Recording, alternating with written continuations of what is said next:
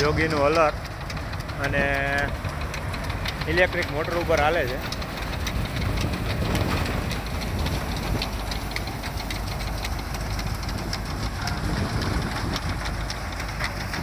મગફળીની ચોખાઈ કાંઈ આમાં કરવા પણ જ નહીં, બરોબર ચોખ. ટૂંકમાં હવે આ બધી વસ્તુ આપણે ખેડૂતને અપનાવી જોઈએ. આને જે આપણે આધુનિક અત્યંત આધુનિક યુગમાં વયા ગયા એટલે આપણે ખર્ચા વધી જાય છે અને આ વસ્તુ આપણે એક એક વસ્તુ રાખવી જોઈએ બધા, જેથી ખેડૂતને થોડુંક ફાયદામાં રહીએ એમ. આ વસ્તુ અત્યારના સમયમાં આપણે કોઈ પણ વસ્તુ ઘારી વસ્તુમાં ઘારી વાતાવરણમાં કાઢવાથી દાણાનો પ્રશ્ન રહીએ, પણ આમાં દાણા પણ એકદમ ઓછા લઈએ.